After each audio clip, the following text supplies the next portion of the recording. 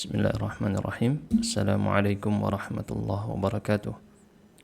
Innal hamdalillah nahmaduhu wa nasta'inuhu wa nastaghfiruh wa na'udzu billahi min shururi anfusina wa min sayyiati a'malina. May yahdihillahu fala mudilla lahu wa may yudlil fala hadiya lahu. Salatu wassalamu ala nabiyyina Muhammadin wa ala alihi wa sahbihi ajma'in. Amma ba'd. Ikhwan, akhwat, saudara-saudari semuanya, semoga dirahmati oleh Allah. Pada pertemuan kali ini kita akan membahas sebuah tafsir yang dikarang sekitar 900 tahun yang lalu kurang lebih, yang mana asli nama kitabnya adalah Ma'alim At-Tanzil. InsyaAllah kita akan mengubah kajian kita yang awalnya menggunakan kitab Al-Mukhtasar Fit Tafsir, kita pindah menggunakan tafsir Al-Baghawi supaya waktunya bisa lebih cukup ya. Karena kemarin ketika kita ngaji Al-Mukhtasar Fit Tafsir, karena dia terlalu singkat, kalau hanya mengandalkan kitab itu saja pasti tidak menarik, makanya saya banyak ngambil dari kitab-kitab lain yang jadinya malah kelamaan gitu. Jadi satu kali pertemuan atau satu halaman butuh waktu 1,5 jam. Makanya sekarang diubah konsepnya dengan tafsir Al-Baghawi ini, tapi yang versi mukhtasar, yang versi ringkasnya ya. Karena kalau versi aslinya ini tebalnya 3.400 halaman. Ya kapan khatamnya ya kalau kayak gitu. Makanya terutama nanti kita akan tahu kenapa kalau kita pakai yang versi ringkasannya bukan pakai yang versi aslinya. Nanti kita jelaskan. Begitu ya teman-teman. Dan kita akan kenalan. Untuk pertemuan kali ini kita belum praktek baca kitab. Kalau nanti di pertemuan berikutnya, mungkin besok lusa, nanti kita umumkan di grup ya. Yang jelas untuk pertemuan-pertemuan selanjutnya kita akan praktek pastinya. Jadi teman-teman yang join lewat Google Meet bisa angkat tangan, kemudian nanti praktek membaca. Kayak gitu. Dan bagi teman-teman yang lewat Instagram, yang nanti juga ada live stream lewat YouTube, bisa join ke Google Meet-nya untuk praktek membaca paragraf per paragraf dari kitab Tafsir Al-Baghawi. Begitu ya teman-teman ya. Nah, pertemuan kali ini kita akan bahas dulu sosok beliau dan juga bagaimana metode beliau dalam menafsirkan Al-Quran. Seperti yang tadi kita sebutkan, nama asli kitabnya adalah Ma'alim At-Tanzil, alias rambu-rambu atau petunjuk-petunjuk dari wahyu yang diturunkan, itu kalau diartikan ya. Cetakan yang bagus, ini yang cetakan Dar Tibah atau Taibah, nggak tahu ya, karena bisa dibaca semua. Taibah, semuanya benar. Ini adalah cetakan yang paling bagus ya teman-teman dibandingkan cetakan yang lain. Maksudnya walaupun yang tahun ini ya, mungkin sekarang sudah ada yang versi terbaru. Ini tahunnya dulu banget, 40-an tahun yang 30-an tahun yang lalu. Nah tapi kalau yang versi yang lain mungkin nanti sempat kalau kita sebutkan, itu banyak salahnya. Ada cukup banyak salahnya. Bagi yang bertanya, kajian kitab ini akan diadakan setiap kapan gitu ya. Karena kitab Tafsir Al-Baghawi ini termasuk yang jarang banget, bahkan mungkin hampir nggak ada ya. Di Indonesia jarang banget yang mengkajinya. Maka ini termasuk menghidupkan dari apa yang seharusnya dihidupkan. Karena banyak yang tidak kenal sosok Al-Imam Al-Baghawi. Nanti kita akan kenalan nih. Dan metodenya dalam menafsirkan. Di sini saya akan langsung masuk kepada sosok beliau. Kita akan kenalan dulu dengan sosok Al-Imam Al-Baghawi. Saya sudah share juga di channel WhatsApp dan juga channel Telegram punyanya Kuba. Teman-teman bisa download di situ file PDF-nya karena versi mukhtasar atau ringkasannya ini sulit dicari di Indonesia ya, yang jual kitabnya nggak ada, sulit. Jadi teman-teman bisa download PDF-nya. Baik, tadi ada yang tanya ini diadakan setiap hari apa? Kalau bisa setiap hari ya. Tapi tergantung, nanti kalau misalnya saya lagi nggak bisa kita umumkan gitu di grup, di channel. Tapi kalau memang bisa dilakukan setiap hari, alhamdulillah setiap hari. Baik, kita akan kenal dulu dengan sosok Al-Imam Al-Baghawi. Dia adalah Al-Imam Al-Hafidh. Al-Hafidh ini bukan seperti gelar di zaman sekarang, asal hafal Al-Quran digelari Al-Hafidh, enggak ya. Tapi Al-Hafidh ini yang hafal ratusan ribu hadis dengan sekian persyaratan-persyaratannya. Dia kenal rijal-rijal sanadnya, dia tahu dalam menghukumi hadisnya, dan seterusnya, panjang ya. Tentang syarat-syarat atau definisi dari sosok al-hafidh yang memang berbeda dari versi ke versi yang lain, tetapi yang jelas dia bukan kaitannya dengan hafalan Al-Quran, tapi al-hafidh kaitannya dengan hafalan hadis. Ini gelar al-hafidh, yang mana sudah nggak ada di zaman sekarang. Paling terakhir ada yang menyebutnya adalah Ibnu Hajar, ada yang menyebutnya As-Sakhawi, ada yang menyebutnya As-Suyuti. Ya, kira-kira di masa tersebut itu terakhir ada sosok al-hafidh, alias tahun 900-an Hijriah. Berarti kira-kira hampir 500 tahun umat Islam tidak punya sosok al-hafidh lagi. Sama sekali tidak ada yang memenuhi kriteria al-hafidh. Al-faqih al-mujtahid, beliau juga ahli fikih dan seseorang yang sudah di tahap mujtahid. Nanti kita lihat bagaimana Muhyis Sunnah, ini julukan yang terkenal dari beliau, Muhyis Sunnah, yang menghidupkan sunnah. Kok bisa seperti itu? Nanti kita lihat ya. Karena ini gelar yang paling terkenal dari beliau adalah Muhyis Sunnah, sosok yang menghidupkan sunnah Nabi. Abu Muhammad Al-Husain, nama aslinya Al-Husain bin Mas'ud. Abu Muhammad kunyahnya. Ibn Muhammad Al-Farra. Al-Farra ini mungkin teman-teman kenal. Al-Farra itu sosok ahli bahasa, tapi yang dimaksud bukan beliau, karena Al-Farra itu aslinya adalah pekerjaan. Al-Farra ini pekerjaan ya. Al-Baghawi, ini nisbat beliau kepada daerah yang dikenal dengan daerah Al-Bagh. Asy-Syafi'i, beliau bermadhab dengan madhab Imam Syafi'i. Wa yulaqab, dilaqab atau digelari dengan julukan Ruknuddin. Rukun itu tiang ya, tiangnya agama. Ya, di masa itu para ulama memang yang terkenal, memang mereka punya gelar-gelar yang dinisbatkan kepada ad-din. Ada Taqiyuddin, ada Tajuddin, ada apa lagi? Banyak banget ya. Ruknuddin salah satunya. Kemudian beliau salah seorang yang berkhidmat melayani Alkitab Al-Aziz, Al-Quran, contohnya mengarang kitab tafsir ini, As-Sunnah, nanti kita lihat kitab beliau di bidang sunnah Nabi. Dan memang fokusnya di dua hal ini. Al-Farra yang dimaksud itu nisbat kepada amal al-fira. Yang dimaksud dengan amal al-farra, pekerjaan, ini nama pekerjaan ya, yaitu bekerja mengurusin faru. Al-fira jamak dari kata faru, kalau dalam bahasa Inggris fur itu ya. Fur ini kaitannya dengan membuat kaitannya dengan membuat pakaian dari bulu atau kain bulu ya. Berkaitan dengan kain bulu. Dia buat, mungkin jadi jaket, mungkin jadi apa, kurang tahu di zaman itu dipakai apa. Yang jelas buat pakaian menutup tubuh atau selimut, kemudian dijual. Jadi buat terus dijual. Nah, ini apakah beliau yang bekerja seperti itu ataukah ayah beliau, kita tidak tahu, wallahu a'lam ya. Karena para ulama dulu memang juga punya pekerjaan di samping mengajar. Kebanyakan atau banyak sekali yang seperti itu. Wal Baghawi bifathil ba al-muwahhadah wal ghain al-mu'jamah. Lihat, perhatikan baik-baik teman-teman. Istilah seperti ini akan sering teman-teman temukan ya. Istilah seperti ini akan sering teman temukan. Kenapa seperti ini ditemukan istilah seperti ini? Khawatir banyak yang nggak tahu. Jadi di masa dulu tulisan-tulisan manuskrip itu rawan sekali ada titik yang hilang. Nih saya kasih contoh ya. Contoh tulisan manuskrip. Jadi di sini kita nggak ngaji kitabnya dulu. Kalau di pertemuan berikutnya, insya Allah kita akan praktek membaca kitab ya. Nah di sini saya akan kasih lihat contohnya, ada nggak di sini ya? Kalau nggak salah ada contoh manuskripnya. Nah ini ya. Oh bukan. Ini bukan manuskripnya ya. Yang di kitab tadi. Semoga ada di sini contoh manuskrip. Nah ini ya. Ini contoh manuskrip alias tulisan zaman dulu yang ditulis di atas kain, di atas kain, ada di atas kertas biasanya ya, tapi kertasnya tebal, nggak kayak kertas zaman sekarang. Nah, ditulis di atas kertas seperti ini.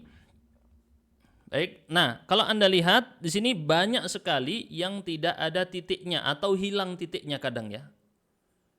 Di sini alhamdulillah banyak titiknya nih ya, banyak titiknya. Kalau teman-teman lihat ke manuskrip kuno, silakan coba dibaca ya teman-teman. Bisa nggak bacanya? Ini kalau dilihat di sini, kalau ini agak sulit nih fontnya nih. Kalau saya bisanya baca yang tadi bisa juga, cuman agak sulit. Saya di sini ya. Kalau kita baca bikasril ha wa fathil ya, Kelihatan nggak teman-teman? Ini yang sini ya, dibaca dari sini nih. Bikasril ha wa fathil ya. Apa ini? Diddihi Ibnu Amir wa Hamzah yaksiruhuma al-Kisai wa Abu Bakar wal Baqun bi fathihima. Wa yudhhir ad-dal 'inda ad-dal min sad. Nah, kayak gitu ya. Nah, ini rawan sekali ada titik yang hilang. Maka para ulama di zaman dulu untuk mencegah hal seperti ini nggak bisa terbaca atau salah dalam membaca, biasa disebut nanti salah menulis, salah membaca, istilahnya dengan at-tashif. Itulah kenapa banyak kitab-kitab punya ada versi ini, ada versi ini, ada versi ini. Beberapa katanya itu berbeda ya. Itu bukan penipuan kitab atau mengubah kitab, enggak. Banyak orang yang salah menanggap atau melihat hal itu dianggap oh ini ulama ini memalsukan kitab. Enggak memalsukan kitab, itu yang terjadi namanya tashif di dalam dunia manuskrip. Nah, untuk menghindari hal itu, maka mereka menggunakan istilah-istilah untuk menghalangi orang salah dalam menulis. Bifathil ba al-muwahhadah. Muwahhadah ini artinya bukan diartikan tauhid, yang diartikan adalah yang memiliki titik satu. Nanti ada yang titiknya dua, berarti huruf ta. Yang titiknya tiga, huruf ta. Karena misalnya Al-Baghawi, biasanya maka ditulis dia tanpa titik. Bisa hilang titiknya seperti ini. Tanpa titik. Ini bacanya Al-Baghawi.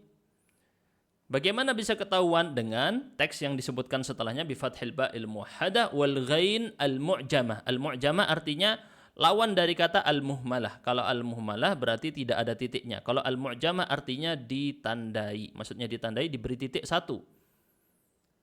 Itu huruf ghain. Berarti kalau al-ain al-muhmalah. Ini huruf ain. Gitu ya teman-teman. Ini istilah di ilmu manuskrip. Yang teman-teman penting kenali. Dan ini kenapa kita lebih memilih sekarang menggunakan kitabnya Al-Imam Al-Baghawi. Karena ini kita akan mencoba masuk ke istilah-istilah para ulama terdahulu supaya kita nggak kaget ketika membaca kitab dan lihat bagaimana kedalaman ilmu yang mereka miliki. Bukan asal ngomong ya. Nanti kita lihat, bukan asal ngomong dalam menafsirkan Al-Quran. Ini penting banget karena di zaman sekarang orang asal dia punya followers banyak, ngomong terserah dia. Ini berbahaya. Wa ba'daha waw, setelahnya tadi ada huruf waw. Hadhihi nisbah ila baldatin bi Khurasan. Ini nisbat kepada sebuah negeri di daerah Khurasan. Khurasan ini sekarang wilayahnya luas banget yang akhirannya tan gitu ya. Jadi Khurasan kalau di zaman sekarang mencakup wilayah Iran, Afghanistan, ya, Turkmenistan, Uzbekistan, Tajikistan, Kazakhstan. Yang tan ini ya. Dan seterusnya tadi saya sebut. Ini yang disebut dengan wilayah Khurasan. Lokasinya antara Maru dan Herat. Ini dua kota kuno ya, Maru dan Herat. Hira. Yuqalu laha Bagh atau Baghsyur. Nama daerahnya dikenal dengan istilah Baghsyur atau Bagh. Jadi aslinya tapi kalau disebut Al-Baghi, kalau misalnya beliau nisbat langsung Al-Baghi, kan artinya bahaya di dalam bahasa Arab, artinya jadi orang yang berbuat keji, berbuat nista, kaitannya dengan zina, al-baghi. Wa ma kanat ummuki baghiyya. Di Al-Quran itu ya. Baghi. Tapi beliau tidak mau nisbat ke baghi, nggak bisa. Maka beliau tambahkan huruf waw. Itulah alasan kenapa nisbat yang dilakukan di sini adalah nisbat yang syadzah khilaf al-asl. Kata Al-Imam As-Sam'ani dalam kitab Al-Ansam, ini nisbat yang salah. Kata beliau, nisbatnya ini salah, nggak sesuai dengan kaidah dalam bahasa Arab. Harusnya kan al-baghi. Nah, kita ngerti kenapa kok di sini nggak pakai al-baghi, karena al-baghi maknanya berbahaya, salah ya. Jadi ini yang benar nisbatnya al-baghawi. Al-baghawi ditambahkan waw oleh beliau. Wilayah ini sekarang, wilayah Bagh atau Baghsyur ini sulit ditemukan ya. Di zaman sekarang dicari nggak ketemu di mana wilayahnya, tapi yang jelas dia ada di Afghanistan. Lokasinya kira-kira ada di Afghanistan. Menarik sekali ya, karena kalau wilayah aslinya nggak ketahuan, tapi kalau perkiraannya adalah di sekitar wilayah Afghanistan. Menariknya ini Afghanistan sekarang sudah nggak berbahasa Arab, tapi mereka pakai bahasa Persia. Sedangkan di masa lalu para ulama yang ada di situ menggunakan bahasa Arab dan juga ada yang pakai bahasa Persia. Memang masih ada bahasa Persia, tapi bahasa Arab menjadi bahasa utama. Lihat kekuatan bahasa Arab. Ketika sekarang kalau kita lihat siapa ulama Afghanistan yang kita tahu, sulit kita nggak bisa sebut. Sulit kita nggak bisa sebut siapa, fulan, nggak ada yang terkenal. Bahkan sekian ratus tahun yang lalu juga nggak ada yang kita kenal. Tapi para ulama di zaman itu, di zaman kejayaannya wilayah Khurasan ini, banyak sekali muncul ulama-ulama terkenal. Di antaranya Al-Imam At-Tabari, ahli tafsir, Sayyidul Mufassirin ya, pemimpin para ahli tafsir. Al-Imam At-Tabari, Al-Farra, ahli bahasa Arab, juga dari sini kan tadi ya. Walaupun itu Farra pekerjaannya, tapi Al-Farra juga memang ada di wilayah Khurasan juga. Dan banyak ulama-ulama lain. Ini menunjukkan bahwa bahasa Arab berpengaruh sekali dalam membangkitkan keilmuan yang ada di situ. Ketika suatu negeri tidak memiliki bahasa Arab yang kuat, maka negeri tadi kering dari para ulama. Gak ada ulamanya. Ada tapi tidak mendunia, tidak internasional levelnya. Keilmuannya di bawah. Jadi bahasa Arab akan mengiringi. Semakin bahasa Arab menjadi bahasa utama, maka para ulamanya lahir di sana lebih banyak. Lebih level internasional. Itulah menjadi alasan kenapa para ulama-ulama di Indonesia tidak masuk ke tahap internasional sekarang. Berbeda dengan di masa dulu. Beberapa ulamanya terkenal dengan kitab-kitabnya. Ulama-ulama Indonesia zaman dulu ya. Sekarang tidak ada, kenapa? Karena bahasa Arab bukan menjadi bahasa utama mereka. Sibuk dengan bahasa Indonesia terus ya. Meninggalkan bahasa Arab. Bahkan pondok-pondok yang seharusnya bisa membuat wilayah atau lingkungan berbahasa Arab, pondok tersebut bahkan tidak memulai dengan dirinya sendiri. Tidak ada, tidak praktek bahasa Arab, prakteknya bahasa Indonesia terus. Yang terjadi apa? Kelemahan keilmuan. Keilmuannya menurun drastis. Lihat di wilayah Afghanistan yang dulu melahirkan sosok Al-Imam Al-Baghawi. Sekarang sudah siapa ulamanya? Tidak tahu. Karena mereka sudah tidak pakai bahasa Arab, mereka pakai bahasa Persia sekarang. Levelnya langsung turun jauh ketika seorang atau wilayah, suatu wilayah atau negeri meninggalkan bahasa Arab, keilmuan agamanya juga turun drastis. Ini sejarah yang berbicara. Saksinya wilayah Afghanistan, saksinya wilayah Andalusia, Spanyol, saksinya wilayah-wilayah di Afrika yang banyak, dan saksinya negeri-negeri Arab sekarang yang meninggalkan bahasa Fusha. Oke, kita lanjutkan. Beliau terlahir di wilayah tadi, di daerah Bagh atau Baghshur di Afghanistan. Tentang tahun lahirnya beliau memang tidak disebutkan di dalam kitab-kitab biografi. Hanya saja Yaqut Al-Hamawi, ini beliau seorang ahli geografi di masa lalu, menyebutkan dalam kitabnya Mu'jam Al-Buldan, lahir tahun 433 Hijriah. Adapun Az-Zirikli, ini bukan Az-Zarkali tapi Az-Zirikli dalam kitabnya Al-A'lam mencatat para tokoh. Beliau berbeda dengan Yaqut Al-Hamawi, padahal Al-Hamawi ini ulama zaman dulu banget. Ratusan tahun yang lalu jauh. Az-Zirikli masih ahli di zaman sekarang ya, masih zaman modern. Tapi beliau berselisih, beliau pandang itu lahirnya tahun 436. Mungkinan Az-Zirikli menghitungnya dari jumlah tahunnya ya, sehingga beliau berkesimpulan di situ. Intinya sosok Al-Baghawi, dan ini juga banyak di kalangan para ulama terdahulu, tidak tercatat tahun lahirnya. Enggak seperti orang kita zaman sekarang sibuk ulang tahun ya, tercatat semuanya tanggal lahir dan dirayakan setiap tahun. Tapi kalau kita lihat ulama-ulama zaman dahulu, jangankan tanggalnya, tahunnya pun banyak yang tidak tercatat. Tahunnya pun banyak yang tidak tercatat. Syuyukhuhu, guru-gurunya siapa saja? Nah ini kalau kita lihat, Al-Imam Al-Baghawi berguru, yang menjadi guru besarnya adalah Al-Qadhi Husain Al-Marwazi.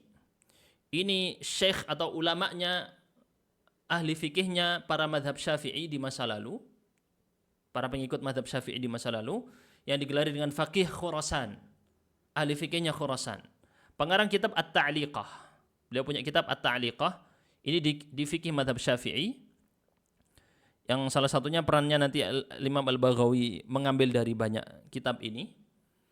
Beliau termasuk ashabul wujuh. Kalau dalam madhab Syafi'i, ashabul wujuh itu mereka yang punya pandangan, tapi pandangannya ini, jadi pandangan dalam madhab, kalau kita bisa bilang ya, yang dibangun di atas dengan ijtihad mereka sendiri, tetapi dibangun di atas kaidah madhab.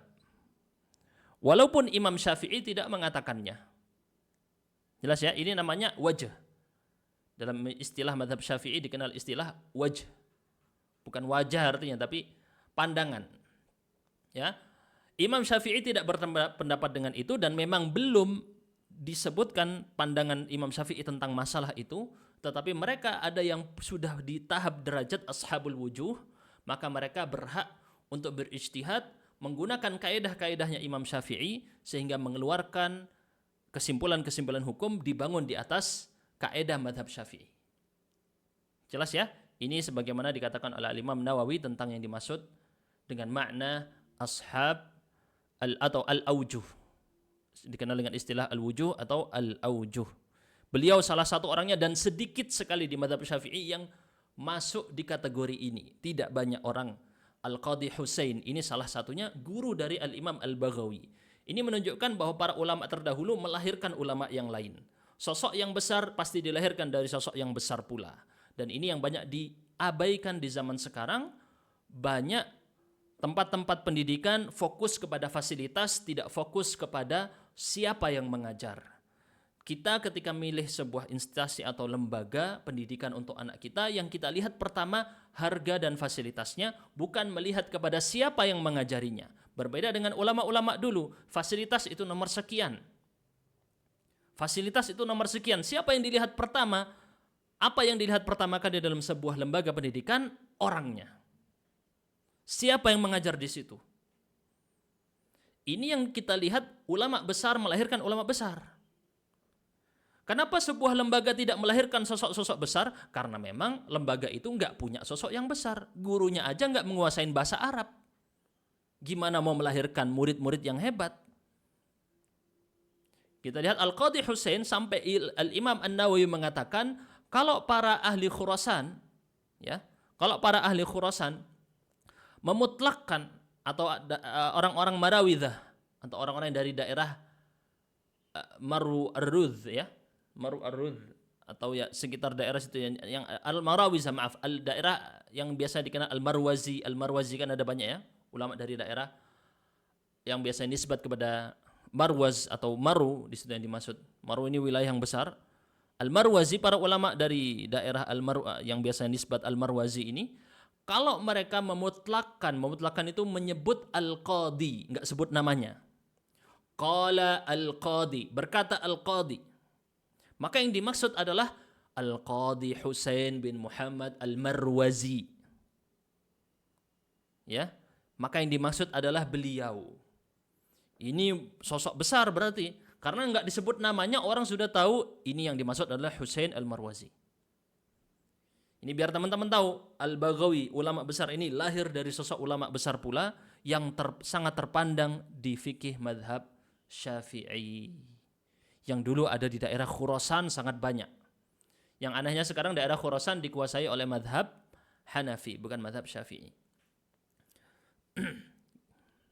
Kemudian di antara guru beliau yang terkenal, ada banyak ya, tapi kita langsung singkat-singkat aja. Ada Syekh Al-Hijaz Al-Juwaini, tapi bukan Al-Juwaini pengarang kitab Usul Fikih Al-Waraqat dan lain-lain, bukan ya. Kemudian beliau juga berguru kepada seorang pemimpin daerah Al-Maru Ar-Rudh. Maru ada dua, Maru yang besar tadi yang biasanya orang-orang nisbat Al-Marwazi, itu daerah Maru, dan juga ada Maru yang kecil. Maru yang kecil namanya Maru Ar-Rudh, ya. Ini Maru Ar-Rudh.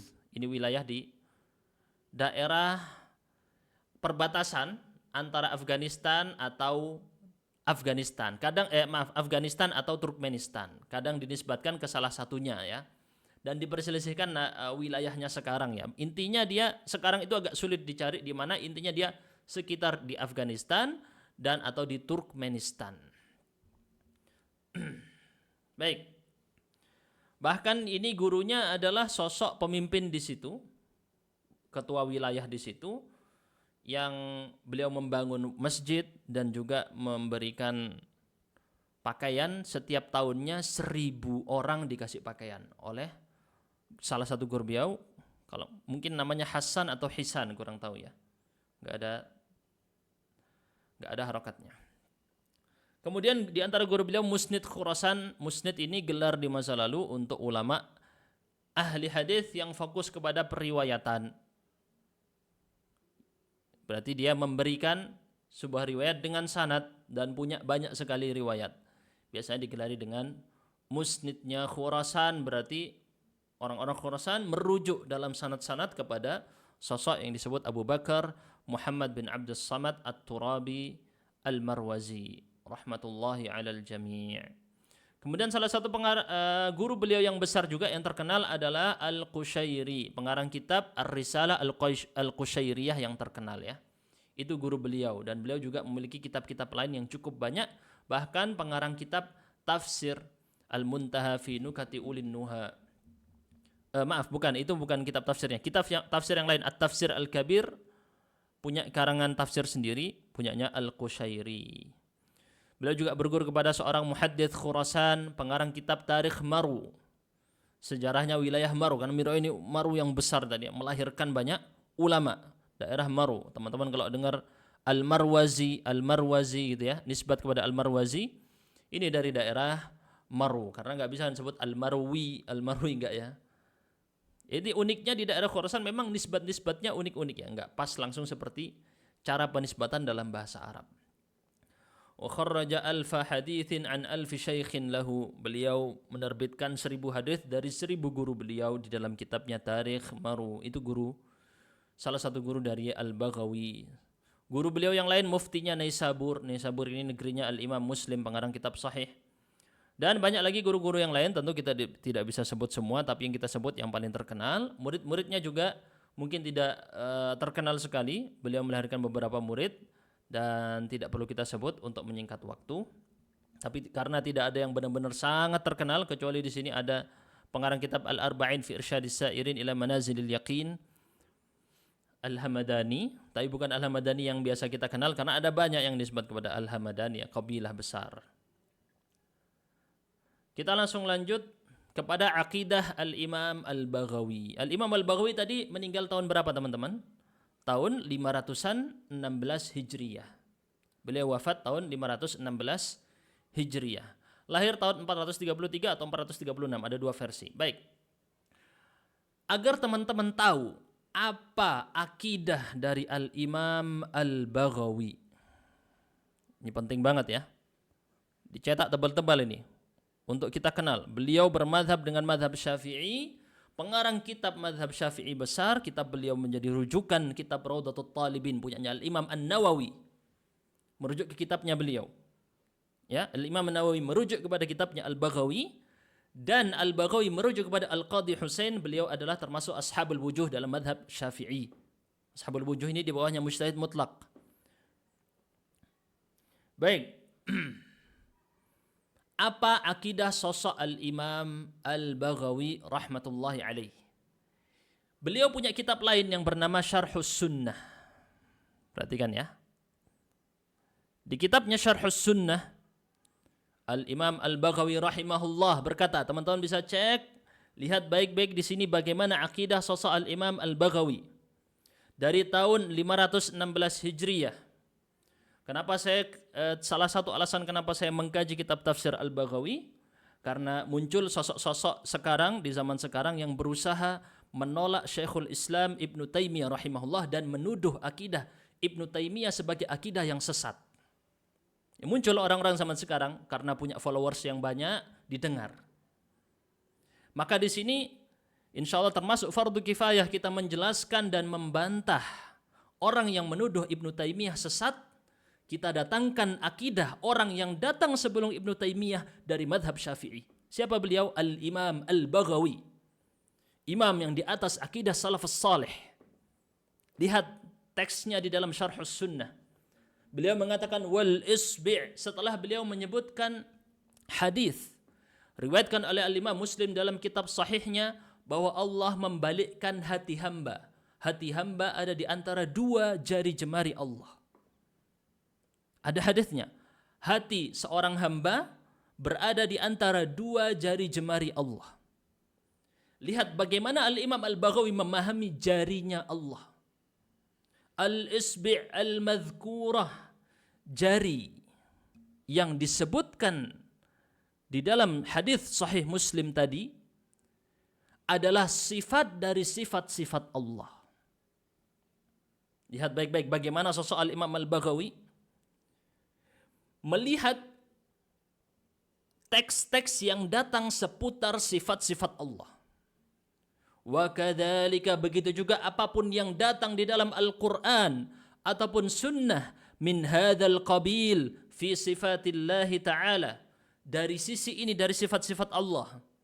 Beliau sebutkan kan nafs, Allah menyebutkan Allah memiliki nafs. Nafs di sini kita tidak tahu seperti apa maknanya, tapi dalam bahasa Arab dikenal maksudnya nafs. Wal wajh, wajah, Allah memiliki wajah. Wal ain, Allah memiliki mata.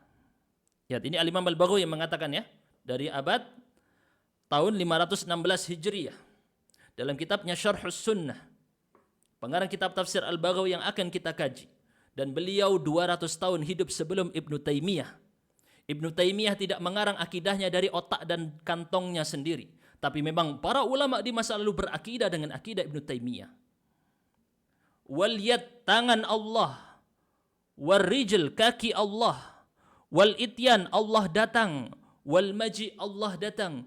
Wan nuzul, Allah turun ke langit dunia, ila sama'id dunya. Wal istiwa, Allah bersemayam di atas arsy.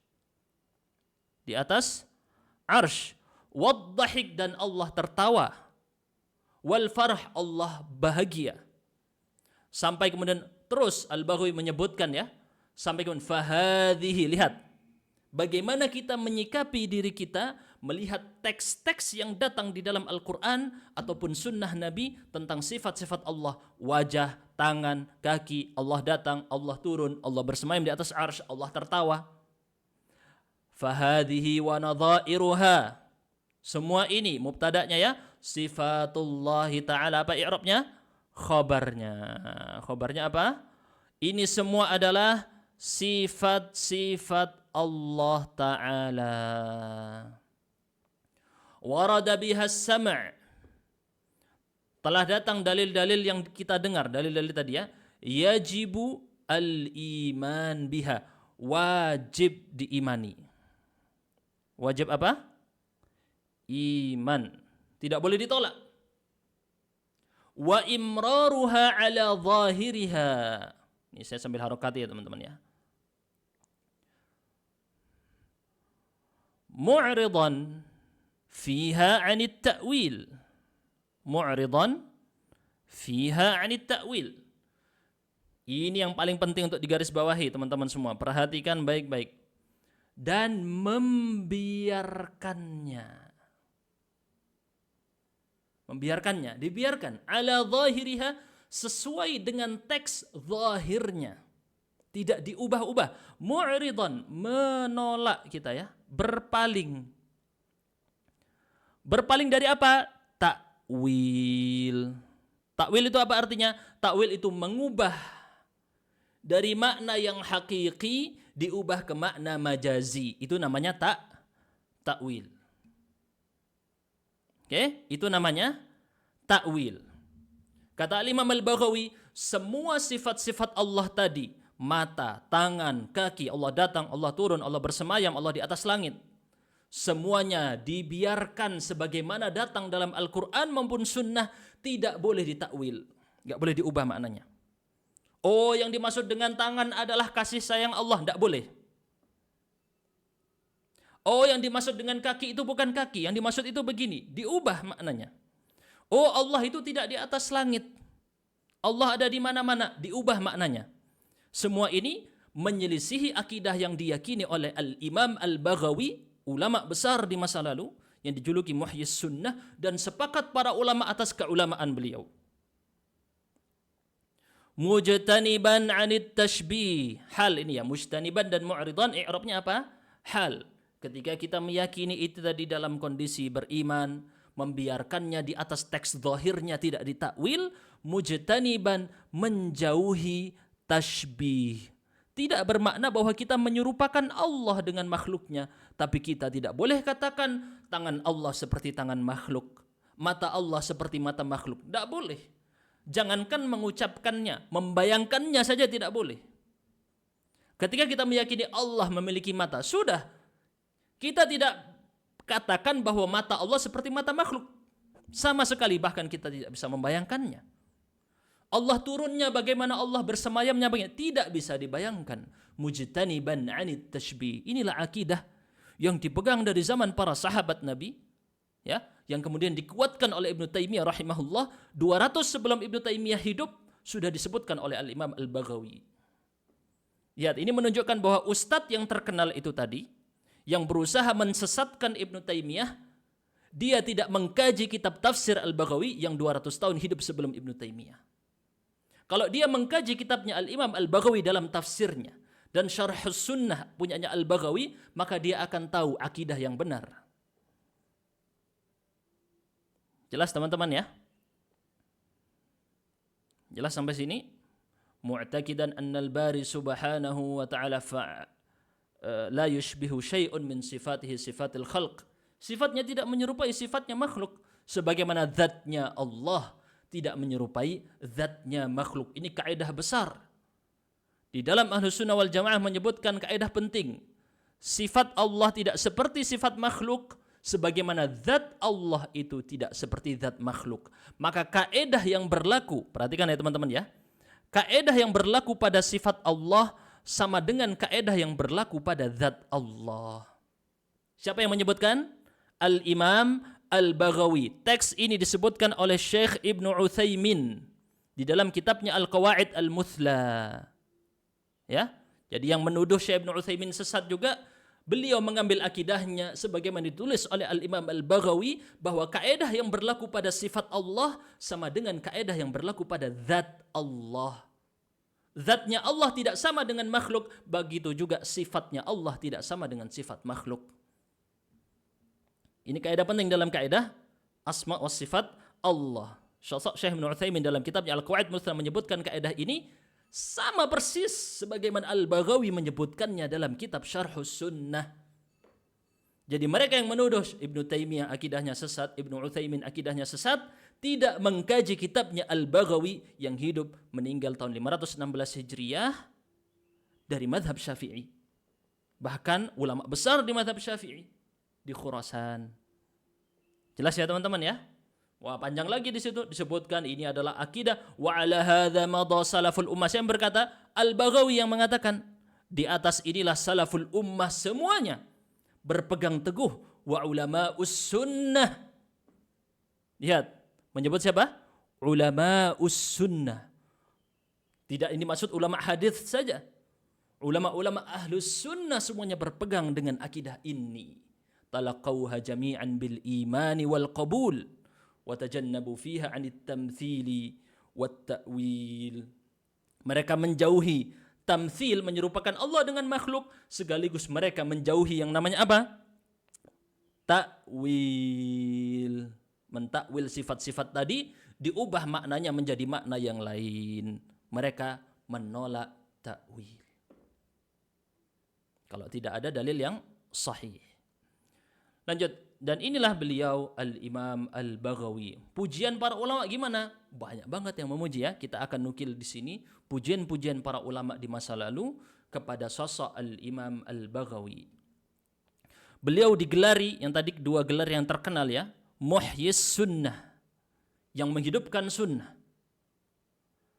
Ini gelar beliau yang paling terkenal, dan satunya lagi Ruknuddin ya, tiangnya agama. Baik, kita langsung nukilkan saja. Kalau pujian-pujian tadi disebutkan dalam Tabaqat Syafi'iyah oleh Ibnu Syuhbah atau Syibah, kurang tahu ya, wa kana dayyinan, ahli agama, aliman, ahli ilmu, amilan ala tariqatis salaf. Beliau beramal di atas metodenya para salaf terdahulu. Dalam akidah beliau akidah salaf. Kana thabitan hujjah. Beliau ahli dalam menukil riwayat hafal. Thabit ini terpercaya. Tapi juga sekaligus bukan saja sekedar terpercaya, yang dimaksud thabit ini adalah kokoh hafalannya. Kokoh hafalannya, hujjah. Dijadikan pegangan. Sahih al-aqidah fid din. Ini kata siapa? Tosh Kubrozadah dalam kitab Miftah As-Sa'adah. Akidah beliau adalah akidah yang sahih. Ini pengakuan para ulama terdahulu di dalam kitab Tabaqat Asy-Syafi'iyah dan dalam kitab Miftahus Sa'adah. Bukan ulama zaman sekarang yang mengakui ini. Ulama-ulama zaman dulu mengakui Al-Baghawi berada di atas akidah yang sahih, akidah salafus salih. Bahkan nanti akan kita lihat beliau menjauhi ilmu filsafat. Di dalam kitab-kitab penjelasan-penjelasan tafsir beliau, penjelasan-penjelasan sunnah beliau menjauhi ilmu filsafat, bahkan membantahnya. Kita langsung lanjut. Al-Hafidz Adz-Dzahabi di dalam kitabnya Siyar A'lamin Nubala. Al-Hafidz Adz-Dzahabi ini muridnya Ibnu Taimiyah. Murid besar Ibnu Taimiyah, sangat mengagungkan Ibnu Taimiyah. Orang yang menolak Ibnu Taimiyah bahkan menuduhnya sesat, dia sedang menolak Al-Imam Adz-Dzahabi dengan kitab-kitabnya yang sangat luar biasa banyak, menjadi rujukan besar di dalam hadis. Bahkan Al-Hafidz Ibnu Hajar berangan-angan saat meminum air Zam-Zam agar beliau mendapatkan hafalan sebagaimana hafalannya Adz-Dzahabi. Dalam kitab Siyar A'lamin Nubala, kana Al-Baghawi yulaqabu bi muhyis sunnah. Gelarnya beliau siapa? Yang menghidupkan sunnah. Digelari juga tiangnya agama, Ruknuddin. Wa kana sayyidan, imaman, penghulu terkemuka, imam, aliman allama ahli dalam segala keilmuan, zahidan, orang yang zuhud, qani'an bil yasir, menerima yang sedikit. Karena memang dalam riwayat-riwayatnya beliau sederhana dalam pakaian, sederhana dalam keseharian. Kata Al-Hafidz As-Suyuti, muridnya Al-Imam Ibnu Hajar ya, fi Tabaqatil Huffaz, kumpulan generasi para hafid, beliau tuliskan dalam sebuah kitab Tabaqatul Huffaz yang tadi kita gelari. As-Suyuti ini adalah sosok terakhir, hafid terakhir yang hidup ya. Setelah As-Suyuti tidak ada lagi Al-Hafid sama sekali. As-Suyuti hafid yang terakhir. Wa burika lahu fi tasanifihi, diberkahi karangan-karangan Al-Baghawi. Liqasdihi salih, lihat. Kenapa karangan ulama itu bisa terkenal di seluruh penjuru dunia? Karena niatnya yang baik.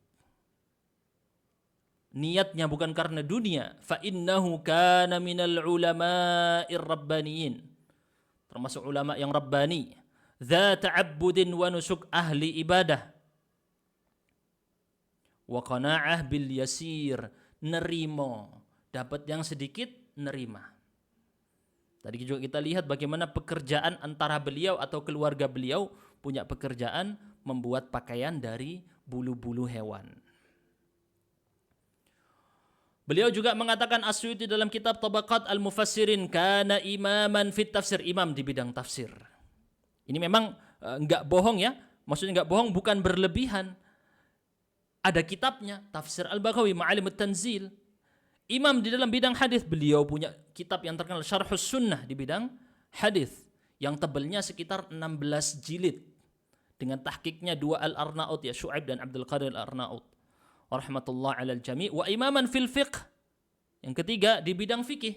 Jadi kita lihat kitabnya di bidang fikih menjadi rujukan dari seorang Al-Imam An-Nawawi dalam kitabnya Rawdatul Talibin. Ibnu Katsir memuji Al-Baghawi dalam kitabnya Al-Bidayah wa Nihayah. Siapa sekarang yang memuji? Al-Imam Ibnu Katsir. Muridnya siapa? Ibnu Taimiyah. Dia orang yang menuduh Ibnu Taimiyah sesat juga sedang menuduh Ibnu Katsir sesat. Kalau Ibnu Katsir dituduh sesat dan Adz-Dzahabi dituduh sesat, apa kitab yang tersisa bagi agama kita? Karena semua kitab-kitab hadis banyak merujuk kepada Adz-Dzahabi. Kitab-kitab tafsir Al-Quran merujuk kepada Ibnu Katsir. Kalau dua-duanya dituduh sesat, mereka sedang berusaha menghancurkan agama Islam. Hati-hati teman-teman. Karena Islam dijatuhkan bukan dari ajarannya, orang-orangnya dulu dijatuhkan. Itulah kenapa mereka banyak menuduh Abu Hurairah sesat. Kenapa? Bukan Abu Hurairahnya yang mau diserang, bukan Abu Hurairah. Yang mau diserang apa? Hadis-hadis Nabi. Sekian ribu hadis akan hancur hilang. Karena Abu Hurairahnya ditolak. Lihat bagaimana Syiah menuduh Aisyah melakukan zina. Apakah mereka tuju Aisyahnya? Bukan Aisyahnya. Kalau Aisyah dibuang, siapa? Fikihnya kita hilang semua, fikih wanita. Hadis-hadis yang meriwayatkan tentang fikih-fikih wanita itu diriwayatkan oleh Aisyah. Ribuan hadis. Tidak ada wanita yang lebih banyak hadisnya dibandingkan Aisyah. Kalau Aisyah dibuang, sisa apa? Hadisnya.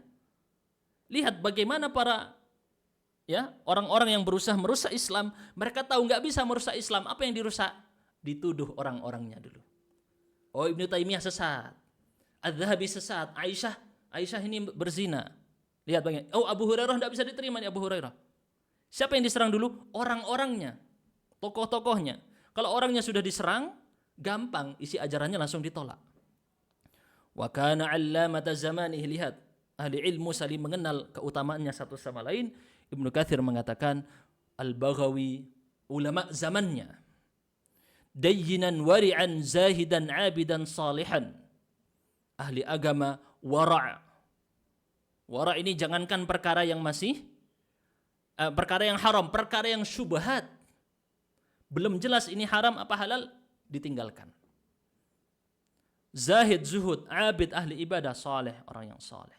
Ibnu Khalikan dalam kitabnya Wafayat Al-A'yan, beliau al-faqih, ahli fikih, asy-Syafi'i, bermadhab Syafi'i, muhaddits, ahli hadis, al-mufassir, ahli tafsir, kana bahran fil ulum, lautan ilmu. Nanti kita kalau cuma melihat pujian-pujian gini nggak menyaksikan langsung, nanti kita lihat ke saat kita mengkaji tafsir Al-Baghawi, kita akan saksikan keilmuan dari sosok Al-Baghawi rahmatullah alaih. Kita akan singkat sekarang sebagai penutup karena sudah mau 1 jam ya. Di sini saya usahakan 1 kali pertemuan tidak lebih dari 1 jam ya teman-teman. Karya-karya dari sosok Al-Baghawi rahmatullahi alaih. Beliau mengarang kitab At-Tahdzib fi Fiqhil Imam Syafi'i. Kitab yang terkenal di zamannya di antara para ahli madhab Syafi'i. Beliau mengarang kitab ini terlepas dari dalil, jadi tidak banyak menyebutkan dalil. Jadi hanya seperti sebagian kitab-kitab fikih di zaman itu dan juga zaman sekarang, untuk memudahkan tidak menyebutkan dalil-dalilnya, karena dalilnya disebutkan dalam kitab-kitab yang besar. Lakhassahu min ta'liqati syaikhihi. Jadi asli kitabnya Tahdzib ini adalah rangkuman atau ringkasan dari kitab Ta'liqah tadi ya. Karya gurunya Al-Qadhi Husain Ashabul Wujuh dalam madhab Syafi'i. Tapi beliau menambahkan sedikit ya, dan juga menghapus, mengedit, ada yang diedit oleh beliau. Wa katsiran ma yanqulu anhu al-Imam An-Nawawi. Lihat, Al-Imam Nawawi banyak menukil dari kitab At-Tahdzib punyanya Al-Baghawi dalam kitabnya Imam Nawawi yang namanya kitab Raudhatut Talibin. Banyak menukil dari kitab At-Tahdzib. At-Tahdzib ini berapa jilid? At-Tahdzib kurang lebih 4 jilid. Ya, 4 jilid besar. Begitu teman-teman. Kita lanjutkan. Ma'alim At-Tanzil. Ini adalah kitab tafsir Al-Baghawi tadi. Nama aslinya Ma'alim At-Tanzil. Petunjuk atau rambu-rambu dari wahyu yang diturunkan. Itu kalau diartikan dalam bahasa Arab. Tafsir Ma'alim At-Tanzil ini pengennya kita bahas juga metode beliau ya, kalau waktunya cukup. Intinya dicetak beberapa kali cetakan. Ini akan kita sebutkan karena penting supaya teman-teman tidak salah dalam membeli cetakan. Karena banyak orang semangat beli kitab langsung asal beli, nggak melihat siapa pentahkik manuskripnya, percetakannya siapa, karena penerbitnya siapa, dan juga peneliti manuskripnya siapa. Karena itu sangat berpengaruh di dalam dunia literasi ilmiah. Kalau teman-teman tidak membeli yang pas, maka nanti dapat yang banyak salahnya. Oke, kita nanti akan bahas metodenya Al-Baghawi dalam tafsir ini, tapi kita lihat dulu cetakan pertama kali diterbitkan tahun 1285 ya. Tapi namanya cetakan pertama pasti masih banyak kesalahan atau mungkin ada yang kurang. Cuman di sini nggak dinukil ya. Kritikannya tentang cetakan pertama, beliau ini kalau nggak salah yang ada catatannya ini ya, cetakan yang keempat itu diterbitkan oleh, teman-teman harus hati-hati yang ini ya, Khalid Abdurrahman Al-Ak dan Marwan Siwar. Cetakan yang diteliti oleh 2 orang ini banyak kesalahannya, banyak tashifnya. Yang ini harus dihindari cetakan yang seperti ini, banyak salah. Sedangkan cetakan kedua dan ketiga itu jadi hamish. Hamish itu ditaruh di pinggiran.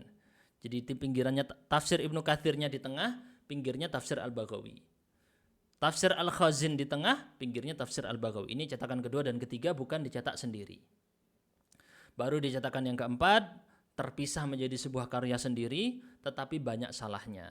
Maka cetakan yang dartibah ya, cetakan tibah atau thaibah ini yang menjadi cetakan terbaik pertama kali.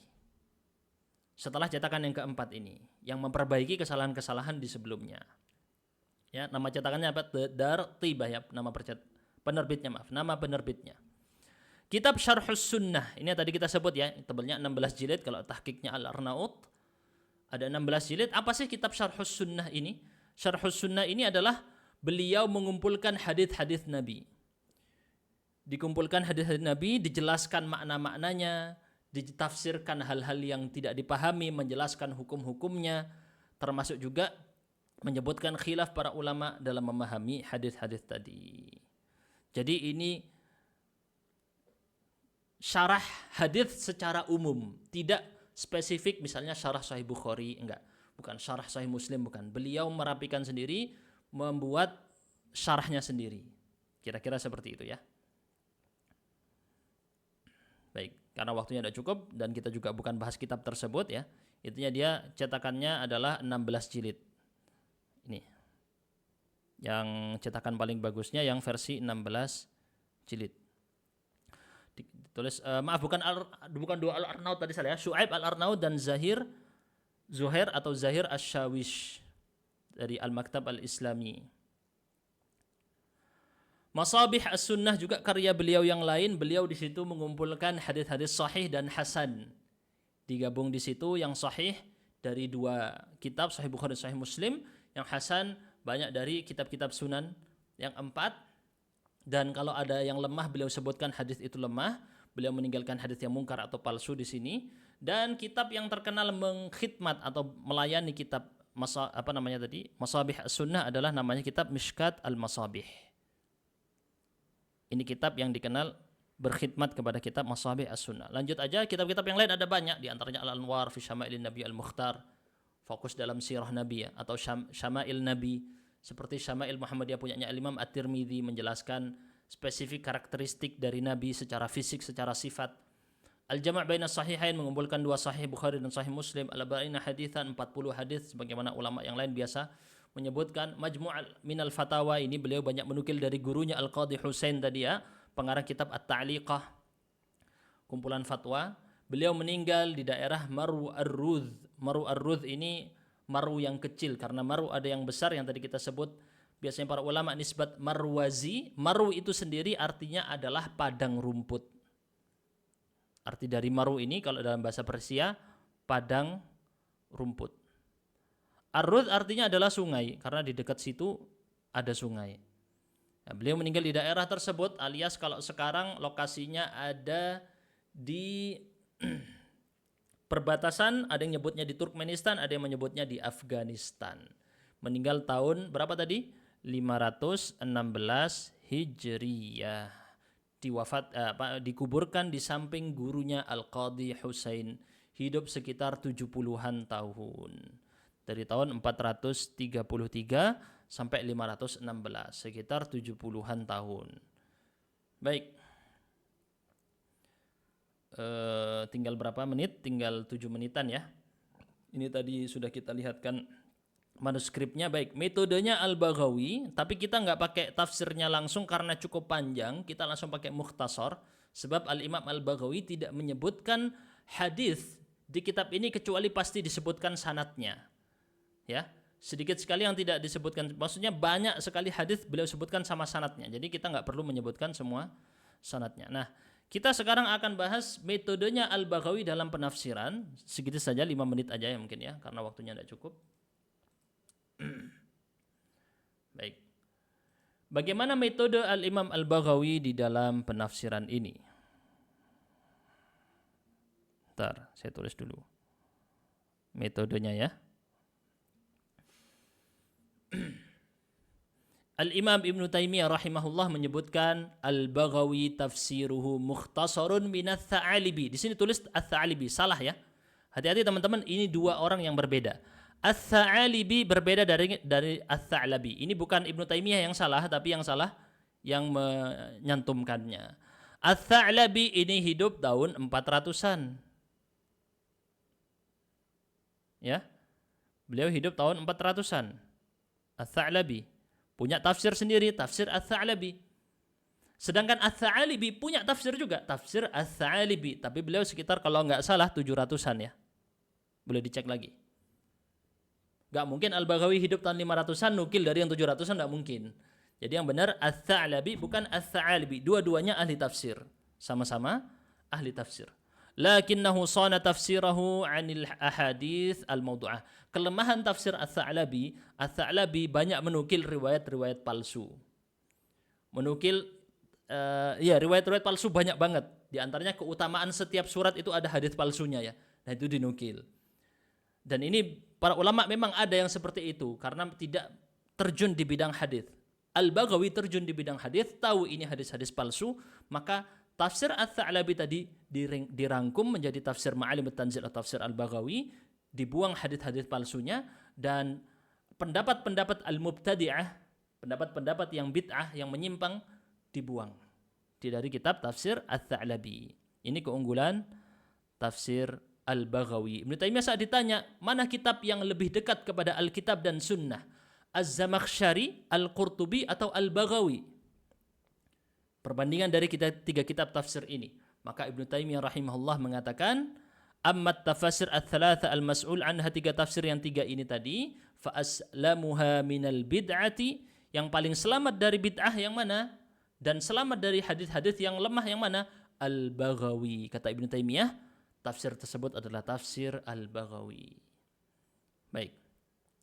Awal mula Al-Baghawi mengarang kitab ini karena permintaan. Ini unik dari para ulama terdahulu. Ngarang kitab bukan inisiatif sendiri, bahkan menunggu juga orang-orang mengakui keilmuan beliau, diminta untuk mengarang, baru mereka mengarang. Ini banyak sekali kejadian seperti fasa'alani jama'atun min ashabil. Banyak murid-murid beliau, kawan-kawan beliau, ini panggilan sayangnya ya. Murid-murid yang dekat dikenal dengan ashab, teman-teman, rekan-rekan juga, minta untuk mengarang kitab dalam tafsir. Maka beliau memulai mengarang kitab tafsir Al-Quran. Baik, langsung saya singkatkan aja ya. Bagaimana metode beliau di dalam menafsirkan Al-Quran? Pertama, beliau berusaha menggunakan lafadz yang pendek,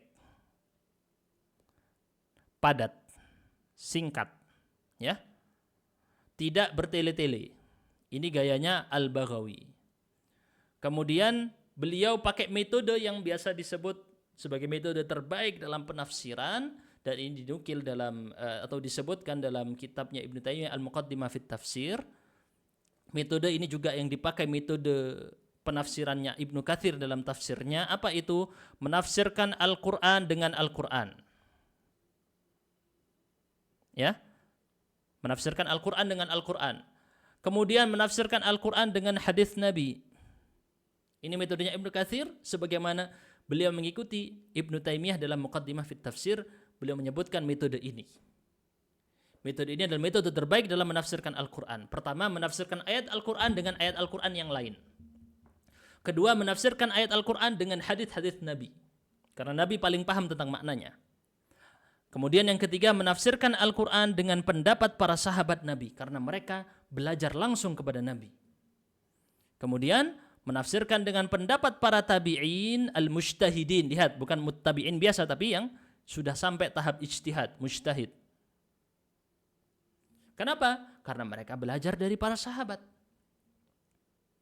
Ya, hal ini karena Al-Quran menafsirkan satu sama lainnya. Baik, ini metode yang dirumuskan oleh para ulama terdahulu, tetapi Ibnu Taimiyah menyebutkannya dalam Muqaddimah fit Tafsir, lalu diejawantahkan atau dibahasakan dalam wujud asli nyata, diaplikasikan oleh muridnya Ibnu Katsir. Sebelum Ibnu Katsir, Al-Baghawi sudah menggunakan metode ini 200 tahun sebelum Ibnu Katsir. Baik, nanti kita akan lihat contoh-contohnya ya, bagaimana beliau menghubungkan ayat dengan ayat yang lain, bahkan mentarjih pendapat tafsir yang kuat menurut beliau dengan menggunakan makna ayat yang lain. Bahkan di awal nanti alhamdulillahirabbil alamin beliau mentarjih al-alamin yang dimaksud apa berdasarkan ayat yang lain yang menjelaskan al-alamin. Lanjut ya. Metode yang berikutnya beliau sedikit sekali, jadi beliau akan mengumpulkan ayat-ayat yang semakna digabungkan jadi satu. Kemudian juga beliau sedikit menyebutkan hadis tanpa sanad. Jadi beliau punya sanadnya sendiri dari guru-guru beliau. Beliau jarang menyebutkan hadis tanpa sanad, jarang. Atau menyebutkan hadis yang lemah, jarang. Sangat jarang sekali. Karena memang beliau ahli di bidang hadis. Yang ketiga, beliau tidak berlebihan dalam menyebutkan qiraat Al-Quran. Beliau fokus pada qiraat yang di situ ada dampak perubahan atau perbedaan tafsir. Ketika ada perbedaan qiraat berdampak kepada tafsirnya, maka beliau nukil. Kalau tidak ada, jarang sekali beliau menyebutkannya. Di sini disebutkan contohnya, tapi kalau saya sebutkan panjang nanti ya. Langsung aja kita ringkas, waktunya tidak cukup. Beliau juga membantah pemikiran yang menyimpang di dalam tafsirnya, membantah penyimpangan. Contohnya di sini beliau membantah Mu'tazilah yang menolak bahwa Allah dapat dilihat di hari kiamat. Beliau bantah. Pendapat Ahlus Sunnah Allah dilihat di hari kiamat. Kita orang-orang mukmin bahkan merasakan kenikmatan tertinggi di surga adalah melihat wajah Allah. Datang dalam hadis-hadis yang sahih. Yang kelima, terkadang beliau menyebutkan pendapat-pendapat tanpa ditarjih. Ini juga dirumuskan oleh Ibnu Taimiyah dalam kitabnya Muqaddimah fit Tafsir, bahwa ikhtilaf, perselisihan pendapat yang ada di dalam tafsir-tafsir Al-Quran kebanyakannya adalah ikhtilaf yang sifatnya tanawwu'. Apa tanawwu'? Sifat beragam, tidak saling bertentangan satu sama lain, alias ragam penafsiran, sehingga tidak perlu ditarjih. Terkadang Al-Baghawi tidak mentarjih pendapat-pendapat, dinukil saja pendapatnya. Fulan berkata begini, fulan berpendapat begini, mazhab ini berpendapat begini, dan tidak beliau tarjih. Kenapa? Karena ini jenisnya tidak saling bertentangan satu sama lain atau sama-sama kuat, sehingga dibiarkan para pembaca memilih yang menurut dia yakini, menurut dia yakini. Baik, selanjutnya terkadang beliau menyebutkan Israiliyat. Ya, Israiliyat ini apa? Saya ada pembahasan sendiri tentang Israiliyat, teman-teman bisa cek di YouTube ya. Ketik aja Israiliyat, insya Allah ada dari channel Kuba di situ. Teman-teman lihat, tonton, pahami tentang apa maksudnya Israiliyat. Intinya adalah riwayat Bani Israel. Baik yang disebutkan di dalam kitab-kitab mereka secara tertulis sekarang atau sudah tidak ada lagi, hanya diriwayatkan di masa lalu. Yang sekarang sudah nggak ada teksnya mungkin ya, hanya ada di teks-teksnya para ulama Islam terdahulu. Contohnya misalnya ya, dalam kisah Harut dan Marut, wanita yang cantik itu diubah menjadi planet Kaukab Az-Zahra, planet Venus. Ini riwayat Israiliyat. Jadi planet Venus yang ada itu berasal dari manusia aslinya, manusia yang cantik diubah wujudnya menjadi planet Venus. Ya, ini riwayat Israiliyat. Tidak tahu benar atau salahnya. Bahkan aneh-aneh ceritanya ya. Nah, ini termasuk hal yang nanti kita tidak banyak kaji karena pengarang kitab Mukhtasar yang merangkum kitab tafsir Al-Baghawi membuang teks-teks tersebut. Bukan membuang maksudnya, menghapus supaya jadi ringkas karena tafsir Al-Baghawi tebalnya 4 jilid. Oke, 4 jilid kira-kira ya. 4 jilid. Nah, dirangkum jadi 1 jilid tebel. Yang kita pakai ini mukhtasarnya sekitar 1.300 halaman. Ya, saya kasih tunjuk. Saya sudah bagikan PDF-nya teman-teman. Insya Allah kita akan langsung praktekkan baca kitab ini. Ini adalah ringkasan tafsir Al-Baghawi yang pertama ada. Sebelumnya tidak ada ulama yang merangkum tafsir Al-Baghawi sama sekali.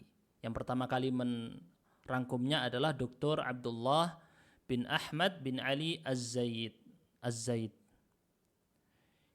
Dan beliau, tenang saja teman-teman, walaupun merangkumnya beliau berusaha semaksimal mungkin tidak memberikan teks dari beliau sendiri. Walam atasarraf fihi biziyadah, kata beliau ya. Semuanya murni ucapan Al-Baghawi, tidak diubah-ubah. Semua murni ucapannya Al-Baghawi. Tidak diubah sama sekali ya teman-teman. Hanya ada perubahan sedikit, tambahan wawu atof dan seterusnya. Kalau ada ucapan yang panjang dirangkum sama beliau, maka diperlukan di situ agar kalimatnya jadi tersambung. Itu saja yang beliau lakukan. Wallahu a'lam bishawab. Insyaallah kita mulai di pertemuan yang akan datang dengan tafsir surat Al-Fatihah ini ya. Setiap satu pertemuan kita akan praktekkan dalam 1 jam maksimal, dan teman-teman nanti praktek membaca satu orang satu paragraf gitu, atau kurang lebih 5 baris. Terus nanti kita terjemahkan gitu kira-kira ya, dan kita koreksi bacaannya. Subhanakallahumma bihamdika asyhadu an la ilaha illa anta astaghfiruka wa atubu ilaik. Wassalamualaikum warahmatullahi wabarakatuh. Baik, tadi ada yang bertanya, ini boleh saya jawab dulu satu pertanyaan dari Mari Sewing Studio. Masih belajar bahasa Arab tingkat pemula, apakah boleh menyimak? Boleh aja, nggak apa-apa. Kalau dipandang bermanfaat silahkan. Kalau ada di waktu yang sama ada pekerjaan yang lain atau materi yang lain, silahkan dibaca ya, dipilih yang mana yang lebih cocok. Ini ada yang komen juga ini ya, dia komen Wahabi katanya. Teman-teman, Wahabi ini Syekh Muhammad bin Abdul Wahab tahun 1200. Ini saya barusan ngaji kitab ulama lahir tahun berapa? 400 Hijriah. Gimana bisa disebut ini Al-Baghawi ini Wahabi? Ya, beliau wafat kapan? 516. Imam Syekh Muhammad bin Abdul Wahab meninggal kapan? Tahun 1200. Beda berapa tahun? 700 tahun. Apakah Al-Baghawi ini Wahabi? Silakan dipikir sendiri. Ya teman-teman ya, silakan dipikir sendiri. Apakah Al-Baghawi ini Wahabi? Saya ngaji kitabnya Al-Imam Al-Baghawi. Wafat tahun 516. Yang dituduh Wahabi tahun 1200. Beda berapa? 700. Matematikanya coba dipikir. Gitu ya, yang komen seperti itu. Oke, baik. Alhamdulillah. Baik, insyaallah nanti kita, ya ini ada yang bertanya, bagaimana memahami tafsir dengan baik dari seorang pemula yang ingin memahami tafsir. Semangat dalam belajar, yang penting sudah punya basic bahasa Arab. Gak boleh belajar tafsir, gak boleh berbicara tentang tafsir kecuali dia paham dalam bahasa Arab. Ini bukan kata saya, kata para ulama ya. Ini kata para ulama, bukan saya yang bilang. Gak boleh dia berbicara dalam tafsir, berbicara maksudnya berpendapat bahkan, kalau dia tidak paham bahasa Arab. Inti dari tafsir ini sebenarnya nanti bahasa Arab. Setelah Al-Quran, hadis, pendapat sahabat, pendapat tabi'in, kembali kemana? Ke bahasa Arab.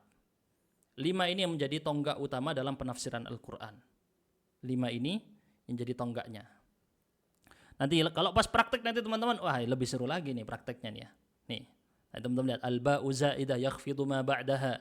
Tuh nanti takdiruhu abda'u bismillahi au qul bismillahi wa usqitatil alifu minal ismi talaban lil khiffah li kathrat isti'malih. Mantap ini ya. Bahas ini padat banget kata-katanya, dan nanti kita kenal lafadz Allah ini. Apa lafadz Allah ini, apakah memiliki asal kata atau tidak? Sehingga Allah ini apakah bisa diterjemahkan sebagai Tuhan, atau Allah ini adalah nama, tidak diterjemahkan sebagai Tuhan. Kalau di bahasa Inggris sekarang menjadi sebuah permasalahan. Apakah bisa kita ucapkan la ilaha illallah diartikan there is no God but God? Tidak ada Tuhan kecuali Tuhan. Bolehkah seperti itu? Nah, ini menjadi perselisihan di para ulama terdahulu, dan kita akan kaji insyaallah di pertemuan selanjutnya. Apakah lafadz Allah dapat diartikan Tuhan, atau dia adalah nama untuk Tuhan? Oke ya. Subhanakallahumma bihamdika asyhadu an la ilaha illa anta astaghfiruka wa atubu ilaik. Wassalamualaikum warahmatullahi wabarakatuh.